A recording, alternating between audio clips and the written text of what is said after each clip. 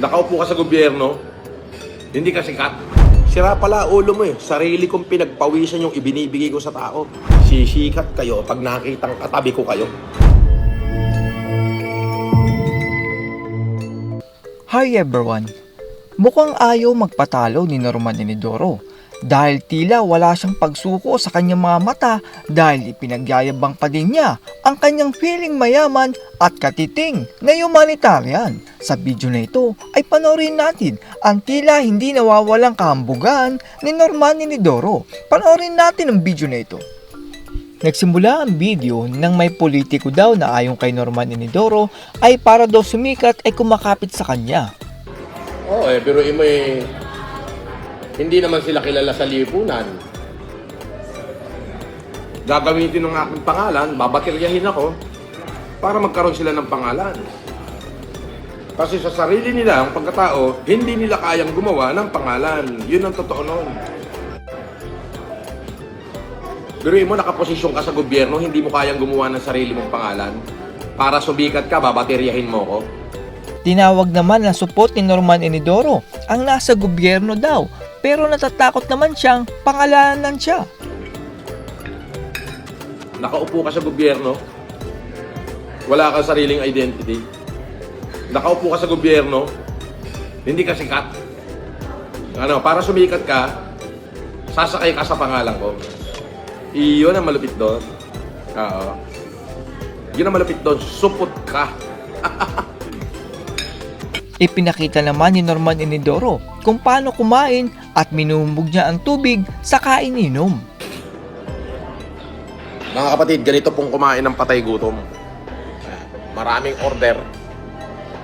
Tinikman, ayos na.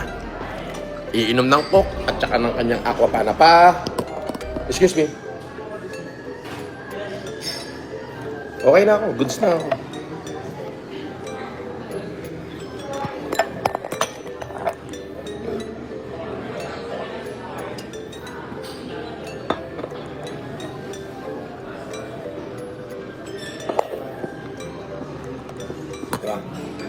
Sarili daw niyang pinagpawisan ang binigay ni Norman Enidoro pero hindi ba galing yan sa mga palipad? Awareness ang ginagawa nila FG kasi pakitang tako lang, bobo. Isa ka pa, minuminuto kang bobo. Bakit hindi na lang nila gagawin yung ginawa ko? Anong awareness? May donation ba akong hinihingi? Tumanggap ba ako ng tulong kahit kanino?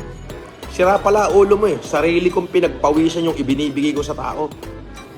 Mukhang nangiimbita pa si Norman Enidoro sa kanyang mga humanitarian pero ang mga sumasama sa kanya ay minamalas. Hindi kayo sisikat pag titirahin nyo lang ako, wala. Malabo yan sa sabaw ng pusit. Sisikat kayo pag nakitang katabi ko kayo. Yes, pag nakitang magkatabi tayo at gumawa tayo ng tulong, sisikat kayo. Ipinagmalaki naman ni Norman Enidoro ang kanyang singsing na nabili sa Shopee. Oo, sasabihin ko sa iyo, yung bato lang niya sa gitna, 2 milyon na. Bato lang sa gitna niya, 2 milyon na. Tapos naka-bolex pa ako. O, kita mo naman, no? Bago naman mag-umpisang kumain, ay kailangan muna itong ipagyabang kaya hindi mapakali si Norman Enidoro.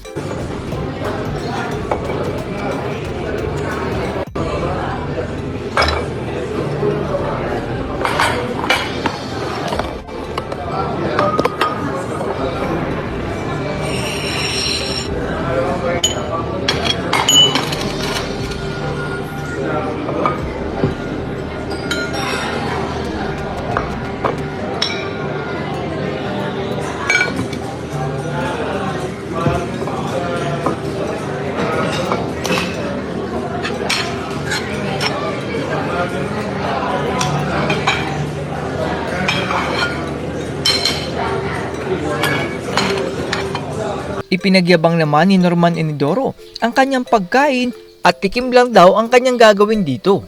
Patay gutom ka raw. Oo nga, ganito kasing kumain ng patay gutom. O order ng isang lapu-lapu na 1 kilot kalahati. O order ng kalahating kilong lamb. Sauté with chili. Tapos truffle fried rice. Tapos ang dessert ko, mango sago. Tapos ang soup ko, sweet and sour. Sour and spicy. Yan. Titikman ko lang lahat. Finish na.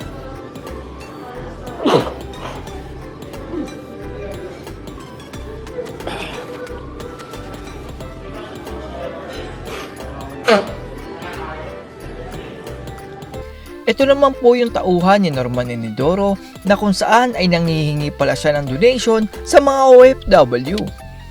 Ito po yung project na yan ay nai-register nyo ba sa government? Kasi nangihingi po kayo ng donation. Okay.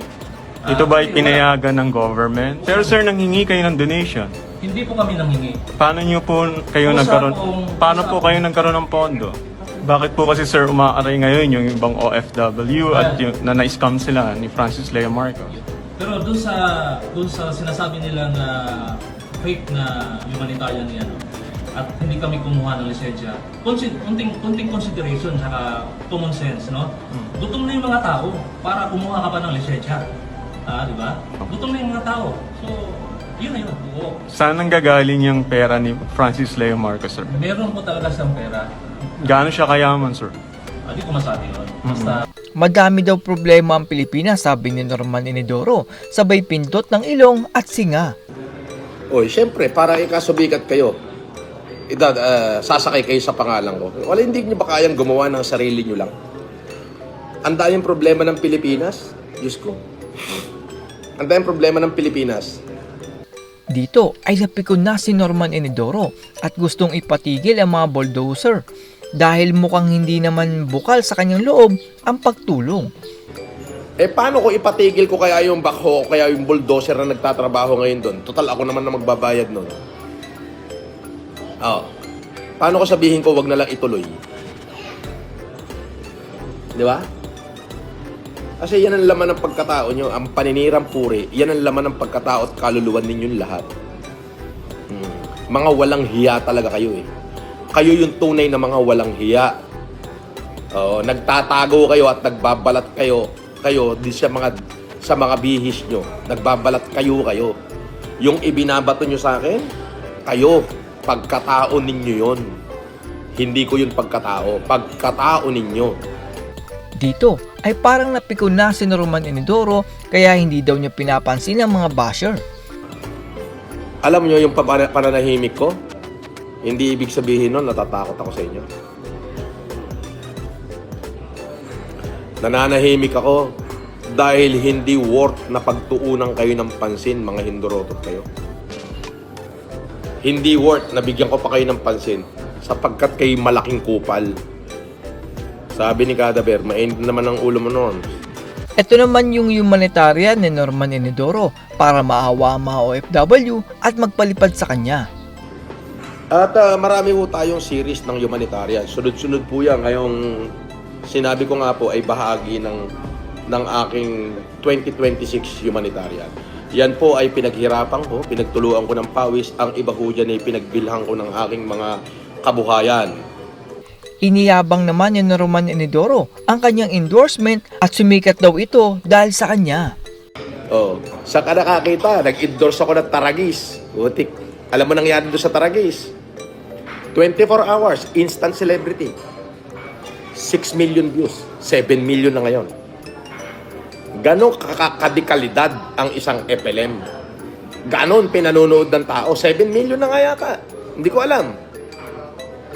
Diba? Wala talaga kayong pagsikat. Kasi ang kasikatan, hindi yan nakukuha instantly. Ipinagkakaloob ng Diyos yan.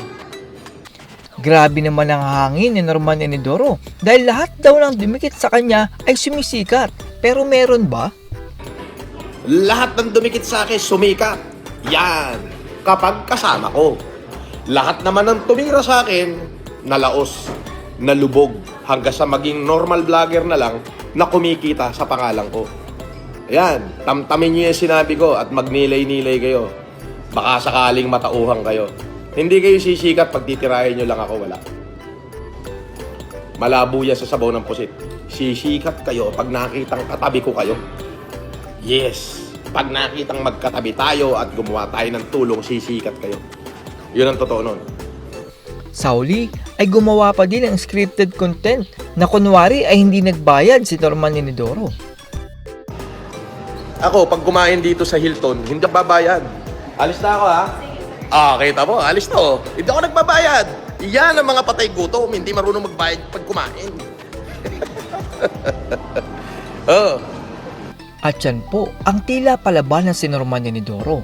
Ang hirap kasi sa humanitarian ni Norman Inidoro ay ginagawa niya lang kasi yan para kumita siya.